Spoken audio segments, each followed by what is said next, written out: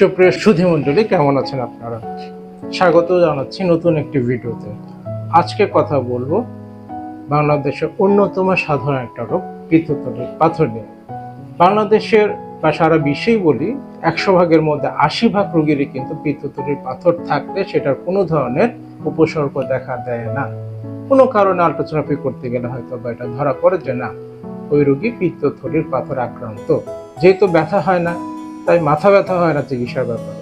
দেখা যায় যে অনেকেই অপারেশন করতে চায় না, ব্যথা নাই পরে করব, এরকম বিভিন্নভাবে অবহেলা করে যায়। কিন্তু জানেন, এই পিত্তথলির পাথর কিন্তু আপনাকে একটা মারাত্মক রোগ, ক্যান্সারও নিয়ে যেতে পারে।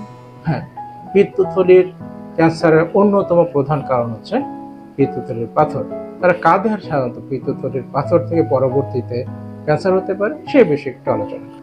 যদি দীর্ঘদিন ধরে কেউ পিত্তথলির পাথর নিয়ে থাকে, অপারেশন করায় না, অনেক দিন, ধরেন 10-20 এরকম অনেক বছর ধরে সে পিত্তথলির পাথরের নিয়ে আক্রান্ত হচ্ছে, তাছাড়া রোগীর বয়স যদি বেশি হয়, 60-70 বছর বয়স যদি বেশি হয়, তাদেরও কিন্তু ক্যান্সার হওয়ার সম্ভাবনা থাকে। তাছাড়া পাথরের একটা আকারের উপর অনেক সময় নির্ভর করে। বিভিন্ন গবেষণা করে দেখা গেছে যে পাথরের আকার যদি 4 সেন্টিমিটারের বেশি হয়ে যায়, সেই ক্ষেত্রে কিন্তু ওই রোগীগুলোর পিত্তথলির পাথরের থেকে পিত্তথলির ক্যান্সার হওয়ার সম্ভাবনাটা অনেক বেড়ে যায়।